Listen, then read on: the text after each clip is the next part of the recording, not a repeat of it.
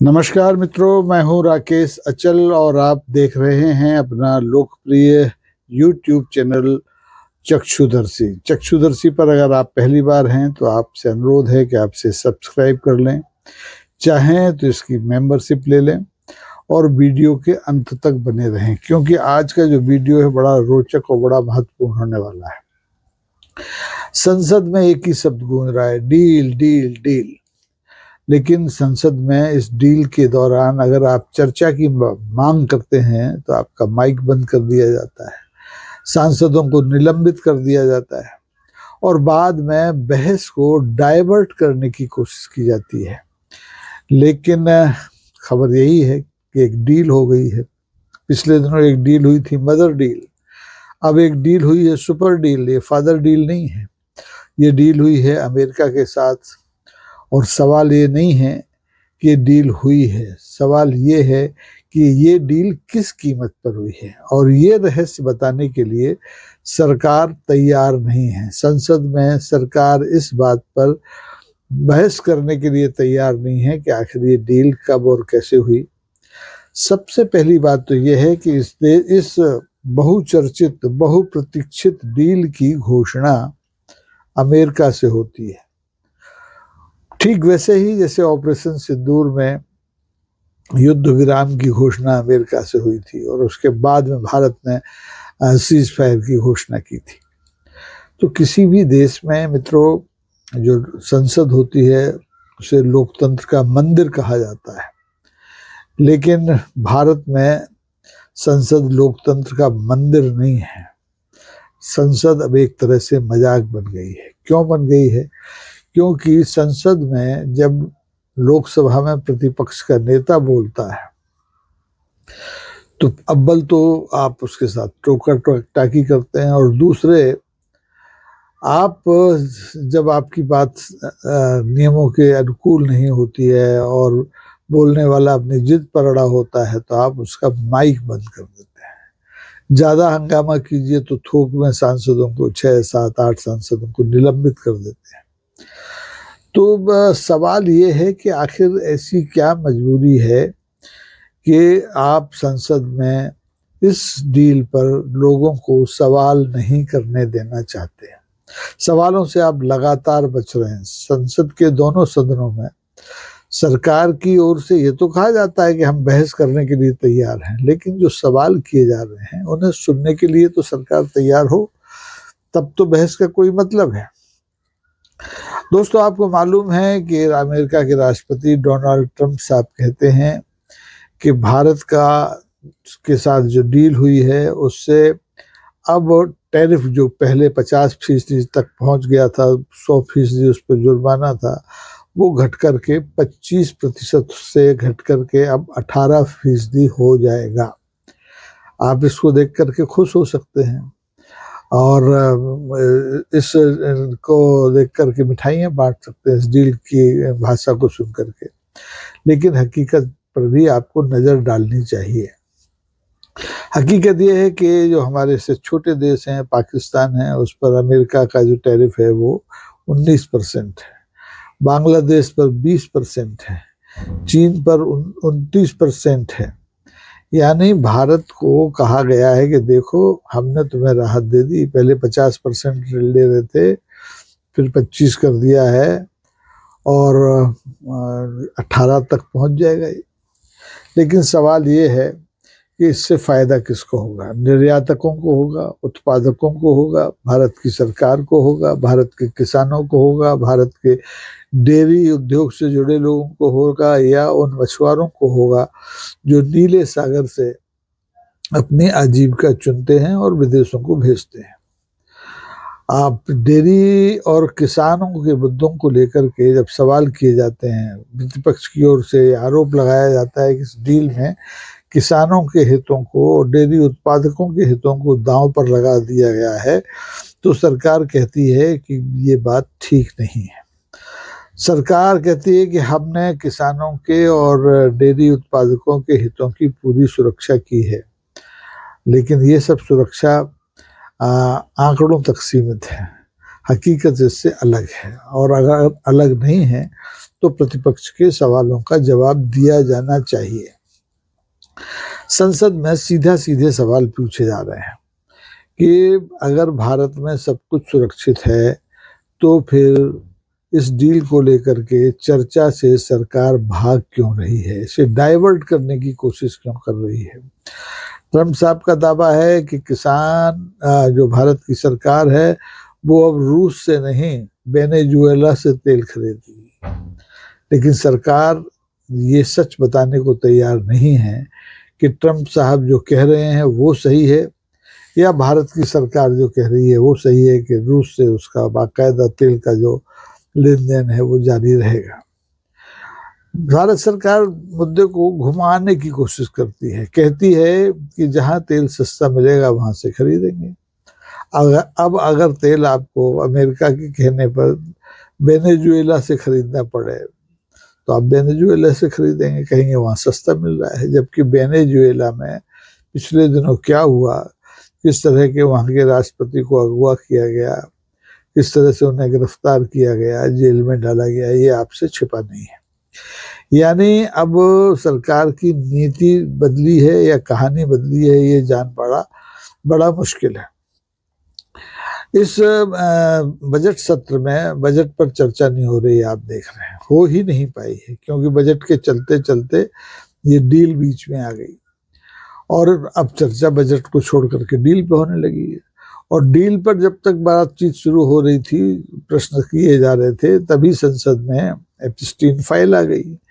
Epstein file को लेकर के भी सरकार के होश उड़े हुए हैं। सरकार इसे हालांकि बकवास कह रही है, इसमें जो भी बातें प्रधानमंत्री जी को लेकर के या केंद्र सरकार के मंत्रियों को लेकर के या देश के उद्योगपतियों को लेकर के की जा रही हैं वो कोरी बकवास हैं, लेकिन लोग इसे मानने के लिए तैयार नहीं है। अब सवाल ये भी है कि क्या ये एप्स्टीन फाइल इस चर्चा को इस बहस को जो बजट पर होनी है, जो इस सुपर डील पर होनी है, डाइवर्ट कर पाएगी या सरकार इस एप्स्टीन फाइल से निजात पाएगी?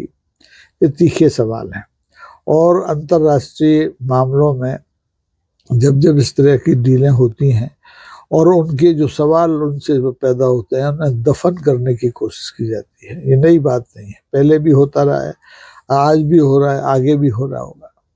आपने देखा कि ये डील तो हो गई, लेकिन डील करते समय जब तक संसद में ये नहीं बताया जाए कि इस डील की कीमत इस देश ने क्या अदा की, तब तक इस डील का कोई मतलब नहीं है। क्योंकि लोगों का ये कहना है कि इस डील की कीमत भारत सरकार की चुप्पी ही है और इससे भारत के किसानों का, भारत के डेयरी उत्पादकों का और तमाम क्षेत्रों में काम करने वालों का जो हित है वो प्रभावित हो रहा है।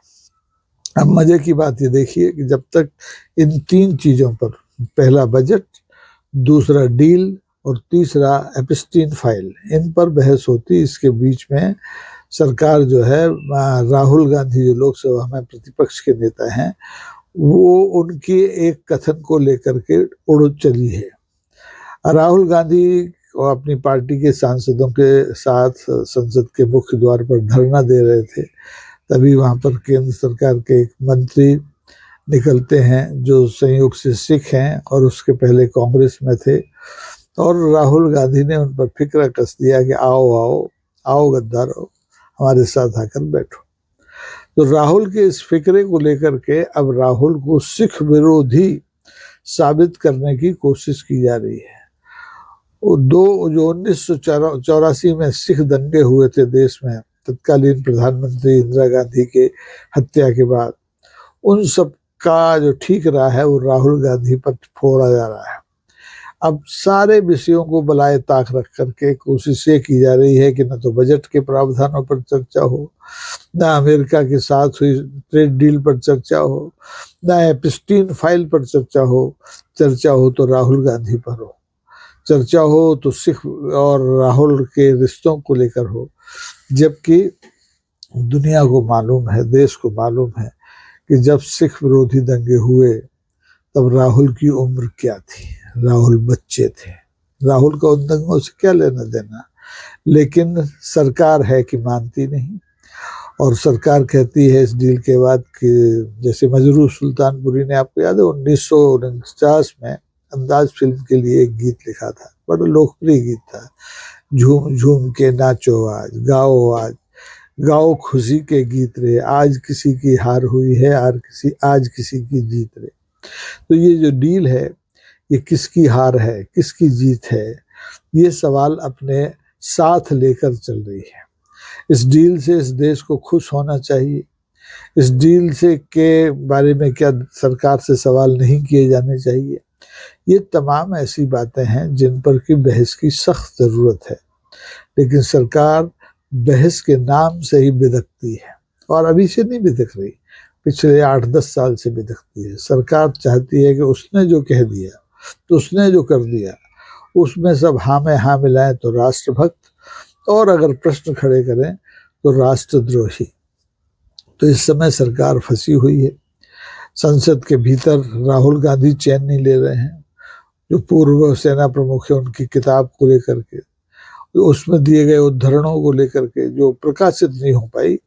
अब सरकार कहती है किताब तो छपी नहीं है, जबकि ये जो किताब के लेखक हैं नरवणे साहब, वो कहते हैं किताब तो पेंगुइन ने छाप दी, केवल अप्रूवल के लिए रक्षा मंत्रालय को भेजी गई थी, और इसलिए उसका लोकार्पण नहीं हुआ है कायदे से। किताब तो छप गई है, तो किताब में जो चीजें दर्ज हैं जिनको लेकर के राहुल गांधी सवाल उठा रहे हैं, चीन और भारत के रिश्तों को लेकर के सवाल उठा रहे हैं, उससे सरकार भन्नाई हुई है। और भन्नाई हुई सरकार कुछ भी करने पर आमादा है। राहुल गांधी को घेरने के लिए उसने अब सिखों को ढाल बनाने की कोशिश की है कि राहुल गांधी सिख विरोधी हैं। उन्होंने एक उनके सिख मंत्री को, भारत सरकार के सिख मंत्री को गद्दार कहा है। अरे भाई, उन्होंने गद्दार अपनी पार्टी के एक पूर्व नेता को कहा है, जो कि कांग्रेस छोड़कर भारतीय जनता पार्टी में जाकर के उनका शुद्धिकरण हो गया है। भारतीय जनता पार्टी में शुद्धिकरण की बड़ी अजीब प्रथा है मित्रों। आप देखिए, भ्रष्ट से भ्रष्ट व्यक्ति, अब उनका जिक्र क्या लें, स्वर्गीय अजित दादा पवार महाराष्ट्र के उप मुख्यमंत्री थे, 17,000 करोड़ या 70,000 करोड़ के घोटाले के आरोपी थे, लेकिन भाजपा में शामिल हुए, भाजपा की सरकार में शामिल हुए तो उनका शुद्धिकरण हो गया। ऐसे ही जिन केंद्रीय मंत्रियों के बारे में राहुल गांधी ने टिप्पणी की है, जिन्हें उन्होंने गद्दार किया कहा है, वो कल तक कांग्रेसी थे, लेकिन अब भारतीय जनता पार्टी में आ गए तो शुद्ध हो गए, और अब उनको ही उनके मान सम्मान की रक्षा का बहाना बना करके राहुल गांधी को सिख विरोधी नेता के रूप में स्थापित करने की कोशिश की जा रही है। तो दोस्तों, ये सवाल आपसे है, आपको इसकी प्रतिक्रिया देनी चाहिए, कमेंट बॉक्स में आकर देनी चाहिए कि क्या संसद में बोलना गुनाह है, क्या डील की कीमत पूछना गुनाह है कि ये डील की कीमत क्या चुप्पी है, या इस डील की कीमत एप्स्टीन फाइल है, या इस डील की कीमत कुछ और है। सरकार को बोलना तो पड़ेगा, संसद के भीतर नहीं तो संसद के बाहर बोलना पड़ेगा। और अगर सरकार इसी तरह से डील पर बहस को डाइवर्ट करती रहेगी तो इसका खामियाजा भी सरकार को ही भुगतना पड़ेगा। आप देखिए, आने वाले जो 5 राज्यों के विधानसभा चुनाव हैं, उनको मद्देनजर रखते हुए सरकार ने एक बजट बनाया, लेकिन उसका वो प्रचार नहीं कर पाई क्योंकि वो उलझ गई राहुल गांधी के सवालों में, पूर्व सेनाध्यक्ष की किताब में उठाए गए संदर्भों को लेकर, अमेरिका के साथ हुई डील को लेकर, और अब सिखों को लेकर के ये जो चाल भारत सरकार की है, भारतीय जनता पार्टी की है, ये कितनी कारगर होगी ये तो आने वाले दिन बताएंगे। लेकिन आपको ये बताना है कि क्या आप इस डील से मुतमईन हैं, क्या आप एप्स्टीन फाइल का सच जानना नहीं चाहते, क्या आपको लगता है कि राहुल गांधी सिख विरोधी हैं? तो इन सारे सवालों के इर्द गिर्द आज की बहस मैं यहीं समाप्त करूं। इससे पहले आपसे अनुरोध करना चाहता हूं कि सच बोलने की और सच सुनने की इस कोशिश को आपके आर्थिक सहयोग की ज़रूरत है। ये आप चक्षुदर्शी की मेंबरशिप लेकर कर सकते हैं, सुपर थैंक्स, सुपर के और दूसरे ऑप्शन हैं, उनको लेकर के कर सकते हैं। और अगर आप ऐसा करते हैं तो देश में सवाल पूछने की, प्रश्नाकुलता की, सच बयान करने की परंपरा को ताकत देते हैं। आज के लिए बस इतना ही। देखते रहिए चक्षुदर्शी। बहुत बहुत धन्यवाद। नमस्कार। जय हिंद।